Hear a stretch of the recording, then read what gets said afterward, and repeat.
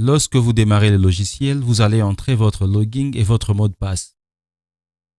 Et ensuite, vous pouvez cliquer sur Remember Me pour que le logiciel se souvienne de votre login et votre mot de passe.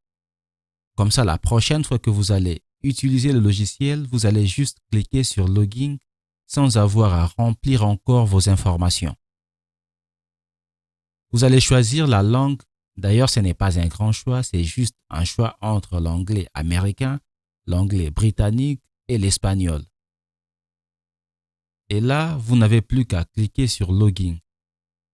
Si vous n'avez pas encore de compte, pas de panique.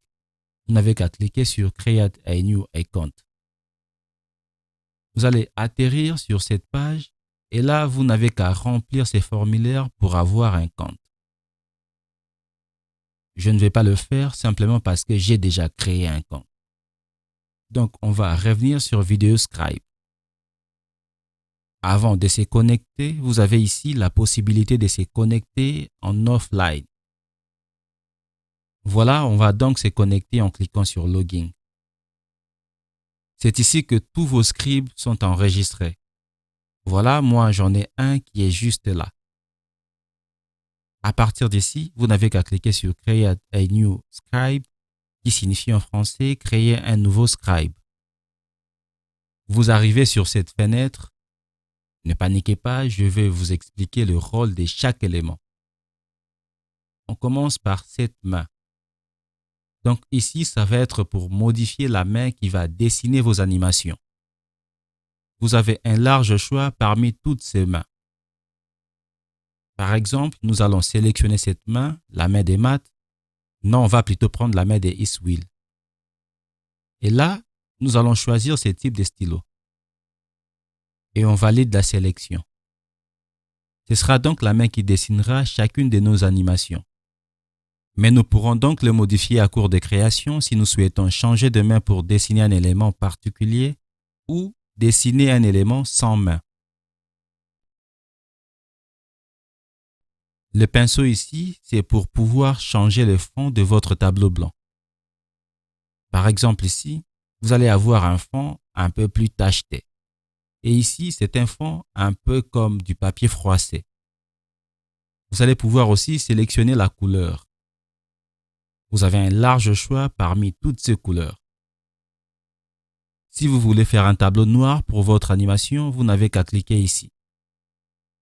Ou si vous voulez créer une animation sur un fond bleu, par exemple, vous pouvez alors cliquer ici. Vous pouvez aussi ajouter des vignettes dans votre tableau. Vous n'avez qu'à cliquer ici et vous avez un choix entre pas de vignettes, un peu de vignettes et plus de vignettes. Pour la démonstration, nous allons donc choisir un peu de vignettes. Nous allons rester sur ce type de tableau avec un fond gris. Voilà, c'est parfait.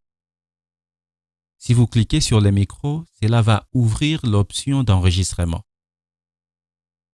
Et là, vous pouvez choisir le micro. Si vous avez branché un micro, vous verrez apparaître son nom juste là. Sinon, vous pouvez enregistrer avec le micro intégré de votre ordinateur. Une fois le micro sélectionné, vous allez pouvoir enregistrer votre voix off directement à partir du logiciel en cliquant sur ces boutons rouges. Si vous avez préenregistré votre voix off, vous pouvez simplement l'importer depuis votre ordinateur en cliquant ici. Vous pouvez enfin importer une voix off directement depuis le web en cliquant ici. Et ici, c'est pour insérer de musique dans vos animations. Donc vous avez de musique libre de droit, mais si vous voulez ajouter une musique que vous avez téléchargée en dehors du logiciel, vous allez pouvoir l'ajouter directement depuis votre ordinateur en utilisant ces boutons. C'est comme pour la voix off. Et ces boutons servent à ajouter des MP3 à partir des URL, comme pour le micro. Ces trois éléments qui ne sont pas cliquables pour l'instant servent à couper, copier et coller si on va de gauche à droite.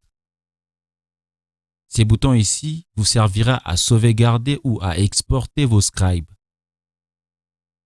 Rappelez-vous, lorsqu'on a ouvert VideoScribe, nous avons trouvé un scribe.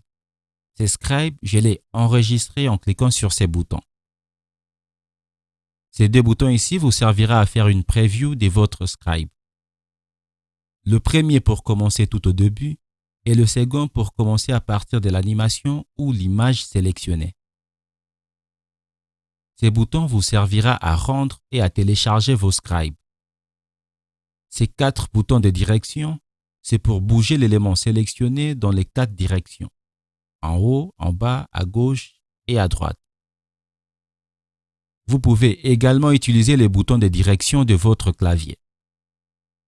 Ces 3 boutons servent à dézoomer pour le moins, à zoomer pour le plus, et l'autre sert à cadrer toute l'animation. Ces boutons, c'est pour ajouter des images. En cliquant ici, vous accédez à la librairie disponible sur VideoScribe. Vous pourrez donc sélectionner un thème. Vous aurez le choix parmi tous ces thèmes-là.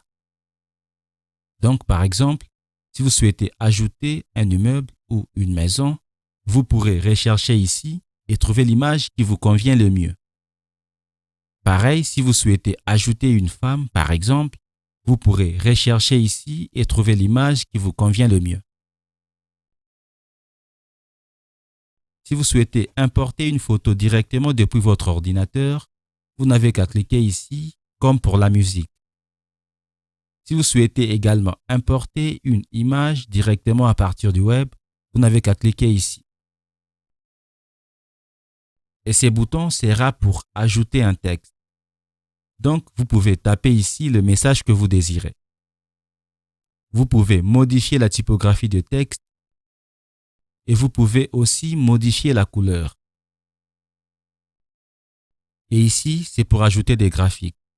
Nous verrons cela en détail tout au long de la formation. Et ces 2 boutons-là servent à ajuster la caméra. Nous verrons aussi cela en détail tout au long de la formation. Voilà, c'était l'aperçu global du logiciel. On se retrouve dans une prochaine vidéo pour apprendre encore plus sur les graphiques.